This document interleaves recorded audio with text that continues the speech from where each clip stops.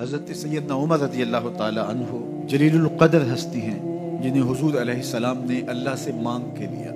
سارے صحابی رسول کریم صلی اللہ علیہ وآلہ وسلم کے مرید ہیں، لیکن جناب عمر میرے حضور کی مراد ہیں۔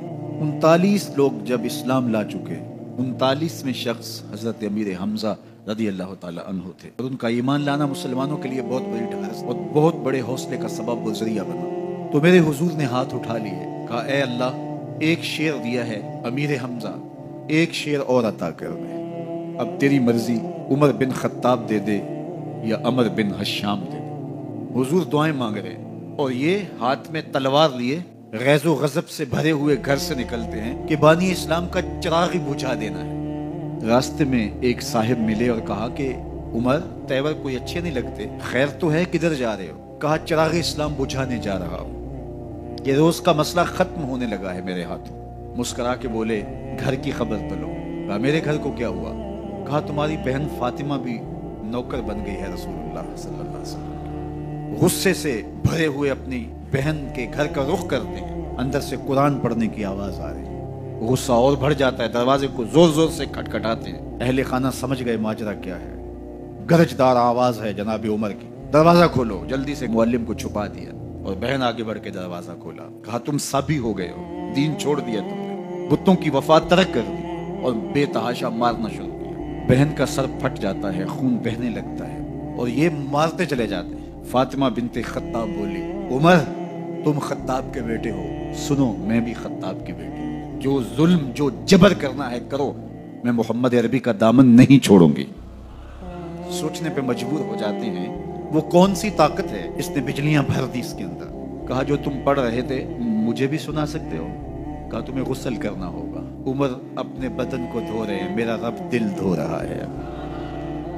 اتنے میں معلم بھی قرآن لے کر آ جاتے ہیں اور قرآن کی تلاوت ہونے لگتی ہے۔ طٰہٰ ما انزلنا علیک القرآن لتشقیٰ، 14ویں رات کے محبوب جان، ہم نے قرآن اس لیے نازل تو نہیں کیا تھا کہ تم مشقت میں پڑ جاؤ۔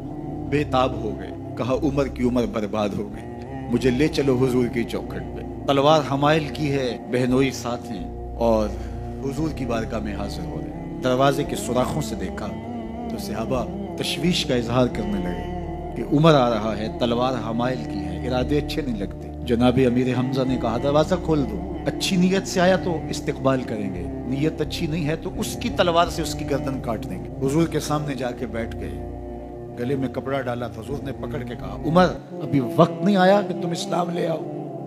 یہی وقت تھا عمر کے اسلام لانے کا۔ لبوں پہ کلمہ جاری ہو گیا، اللہ اکبر کی صدا اس زور سے گونجی کہ مکے کی گلیاں گونجنے لگی۔ اسلام لانے کے بعد حضور سے پوچھتے ہیں حضور کیا ہم حق پر نہیں ہیں؟ فرمایا ہم حق پر ہیں۔ اللہ کا دین سچا نہیں ہے؟ کہا اللہ کا دین سچا ہے۔ آپ اللہ کے سچے نبی نہیں ہیں؟ فرمایا میں اللہ کا سچا نبی ہوں۔ تو کہا پھر ہم چھپ کے عبادت کیوں کریں؟ اب مسلمانوں کی دو صفیں بنتی ہیں، ایک صف کی قیادت امیر حمزہ کرتے ہیں، دوسری صف کے آگے آگے عمر بن خطاب چلتے ہیں اور حضور درمیان میں ہیں، اور یہ ملکوتی قافلہ صحن حرم میں آ کے اعلانیہ عبادت کرتا ہے۔ حضرت عبداللہ ابن مسعود رضی اللہ تعالیٰ عنہ فرماتے ہیں عمر کا اسلام لانا اسلام کے لیے عزت کا سبب بنا، اسلام کے وقار کی علامت بن گیا۔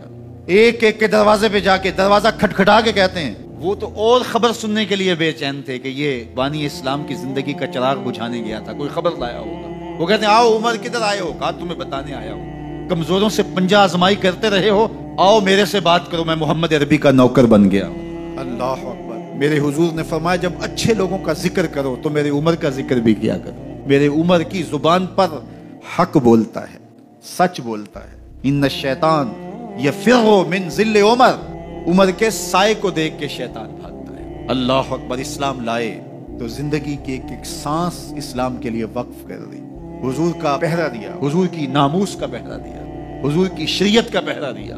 اسلامی فتوحات پھیلی تو پھیلتی ہی چلی گئیں، کبھی مصر فتح ہو رہا ہے، کبھی ایران فتح ہو رہا ہے، آرمینیا تک مسلمانوں کی افواج پہنچتی ہیں۔